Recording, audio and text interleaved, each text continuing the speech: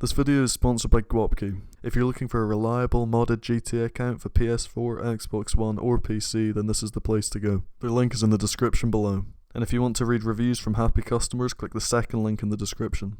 Enjoy the video. Hi guys, Dempy here, and today I'm going to be going over 5 things I don't get about GTA Online. Now, none of these are like game-breaking bugs or glitches or anything. They're just small details that I don't understand about the game. So first up, I don't get why you need to do a whole mission to steal special cargo crates if you've bought them. Like, you're spending $18,000 on 3 crates, and then you need to just steal it 9 times out of 10 anyway. Now, I get that the idea is that the crates that you've bought have been stolen and you need to steal them back, but I feel like that's just kind of an excuse to make you do more work. Like, maybe if that happened every now and then yeah, that would kind of make sense. But the way it's like 9 out of 10 crate missions, you have to steal it from a police impound, or you have to take out the thieves or shoot a driver out the van and steal it, like every single time. Like, if you've purchased it, I don't know why you have to do a whole mission to try and get it. In my opinion, if you spent $18,000, which is a decent bit of money, on your 3 crates, you should have to, at the most, just pick up a van and then drive it back to your warehouse. I guess that is the idea with most crates, but then pretty much every single time the van or the shipment gets stolen and you have to do this whole big mission to try and get it back. Like, that should happen rarely like an MC raid where it doesn't go to plan, but usually it should be pretty simple if you're paying to get them. And compared to the MC businesses, I think that's a much better setup, how it gives you the option to do the mission to kill people and fight for it and steal it and then deliver it back, but that's free. You don't have to pay for that, which obviously you shouldn't if you're having to do this whole mission for it. Whereas, and then you have the option to buy them instead to save yourself that work of having to do the whole mission to try and steal it, and you just get it delivered straight to your business. I think there should be a similar setup to that with the crates, where if you buy them, they should just get delivered to your warehouse. And I don't think they'd be able to completely replicate this with crates, like if you bought them and it just delivered them to your warehouse, because then at the end when you come to sell them all, you're getting like, you know, $1.5 million in profit for a large warehouse, and all you've done is just bought them. So maybe there could be a cooldown, so you can only buy one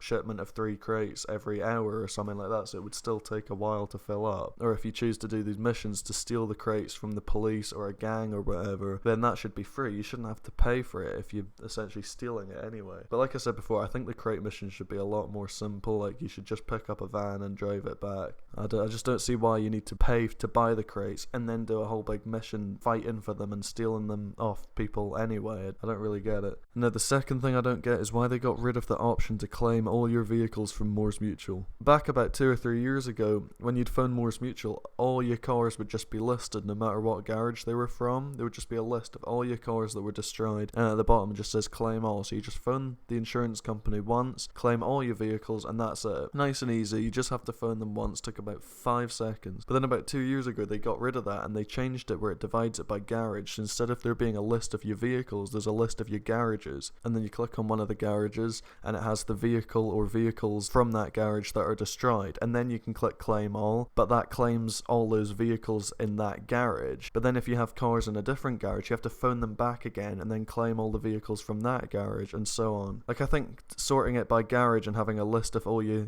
garages, I think that's not a bad idea, but then there should still be a claim all option at the bottom where you can click that and it just claims all your garages, all the vehicles in all your garages that are destroyed. I mean, I and a lot of other players at this point have quite a lot of different places with vehicles in it, you know, such as your apartment garages, your office garage, arcade, arena, clubhouse, facility, hangar. There's tons of different places where you can store personal vehicles. And if you've been playing GTA for a while and haven't phoned Moore's Mutual for a bit, especially with the state GTA's in now with oppressors and jets flying around all over the place blowing everyone up, you're gonna have at least, you know, 5 or 6 different garages with at least one vehicle in each that are destroyed, and then you just need to sit there phoning them over and over again like 6 times. It's a pain. I just don't get why they would change it from just being able to phone them once and claim everything, all your vehicles, and then they change it to having to phone like 6 times. It doesn't make much sense. Like, it's a definite downgrade. I don't get why they thought that would make things better. Now, the third dumb thing in GTA that I don't get is why they send helicopters after you on the Titan crate sale mission. I'm sure a lot of you guys will have experienced this before. You fly in the Titan selling your crates, you've got like 10 drop-offs or whatever, and you get to like this first or second drop-off and there'll be a red helicopter helicopter on the map spawns in, and it'll either be a buzzard or a Valkyrie, and there's literally nothing you can do about it if you're solo, which a lot of people are gonna be. And they don't just fire a couple of bullets at you like normal, they just absolutely light you up and there's nothing you can do about it. I've had this situation so many times over the years, and believe me, there's nothing you can do about it if you're on your own. I've tried everything. I've tried flying up to try and go higher and lose them up there. I've tried flying down a bit to try and go faster. There's nothing you can do. You can't shoot back at them, you can't lose them because they're going at like the exact same speed as you, and the AI has just pinpoint laser accuracy, and you're just completely defenseless in a Titan with nothing you can do about it. And if you have a friend in the lobby, then when you get the plane sail mission, it's a good idea to get them in a jet, and then they can fly to all the drop-offs before you and check to see if there's helicopters and take them out if they're there, because the helicopters don't spawn there when the Titan arrives. They're already at the drop-offs from the minute the sail mission starts. So if your friend gets a jet and flies around all the drop-offs before you even arrive at any, the helicopters will already be there while your Titan is still back at the airport, so he can just take them all out then, and there won't be any more spawning in. They'll just be there from the start, and once he takes them all out, that's it. So that's the way to avoid it. I know a lot of you don't have that many friends around to help you sell or whatever. A lot of grinders are just solo, especially with crates, which is one of the best solo activities to make money in GTA. Now, I'm not expecting it to just be a handout and just to be a really easy sale. I'm all for having some enemies chasing after you, spicing things up a bit and making it a little bit more challenging, but this just isn't even a challenge, it's just sabotage. The minute those helicopters spawn, you're pretty much fucked. They will just absolutely light you up, and then your engines will just cut out and you'll just go down after making sometimes even 3 or 4 out of the 10 drops. It's just way too far. If they shot 1 or 2 bullets at you maybe, then yeah, that's kind of a challenge, but the way they just absolutely open fire on you, like if there was something you could do about it, like if you could lose them or shoot back at them, then yeah, that would actually be a challenge because you have somewhat of a chance. But as soon as those helicopters spawn, there's just nothing you can do, so that's not a challenge in any way. It's just, you're just screwed at that point basically.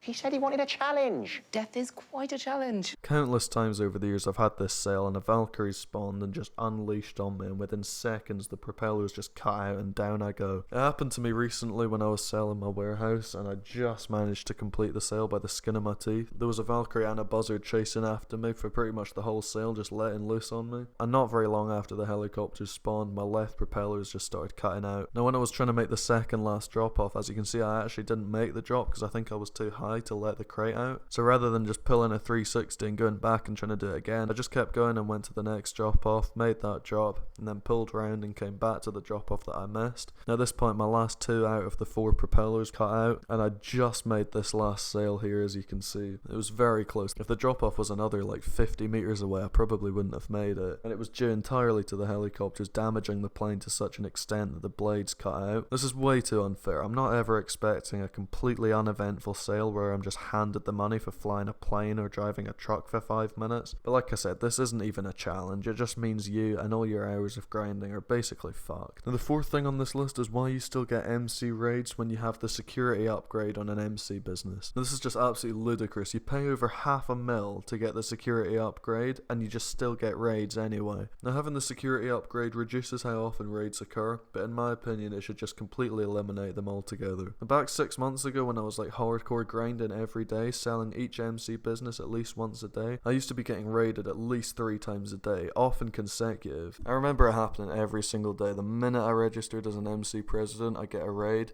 then the minute I finished that raid, another one, then I finished that raid, and then another one. Often I'd get 3 or 4 raids, just one after the other. Between each raid, it didn't even give me the chance to spam my MC to stop them or to get into a business or anything. It would just immediately happen the second the other one finished. I dread to think how many raids I'd have been getting daily if I didn't have the security upgrade. If that was it with security, probably be getting at least like 8 or 9 raids every single day. I think it goes by how much money you make from the business, because back then I was selling each of my businesses at least once a day. Often I'd be selling a couple of the businesses twice a day. I'd just be grinding the hell out of the businesses every single day, and that was when I was getting raided like 4 or 5 times a day. But now I don't do it half as much. I only do 2 or 3 sales every few days, and now I don't get raided very often. So I think it goes by how much money you make from the businesses and how often you sell them. So it's not as bad now that I'm not grinding as heavily on it, but it was ridiculous back then. It just seems so stupid. You're paying like $500,000 for the security guard and some fence to be there, and they can't even stop a bunch of meth heads just waltzing in and taking everything. Like, what do I pay you for? If you're buying security for your business, it should just completely eliminate raids for that business altogether. Now, the fifth and final thing on this list is why the Formula 1 cars only reach a top speed of around 115 miles an hour, when Formula 1 cars in real life go around 200 miles an hour. And yeah, with the boost you can reach around 150 miles an hour, but that's literally for like a second, then it just plummets right down to 115 again. And I spent about $4 million on this car here, as I thought it would be like crazy fast being a Formula 1 car. I was very disappointed to realise the Akuma goes faster, and that literally cost 9 grand. The Akuma's always been my favourite bike in GTA, and loads of times when I go in first person while driving it and look at the speedometer, I'm easily going like 120, and this car struggles to hit 115. I think the boost is meant to be this car's justification for its price tag, but the boost is absolute wank. As I said, it does get you up to 150 or so miles an hour, which is good,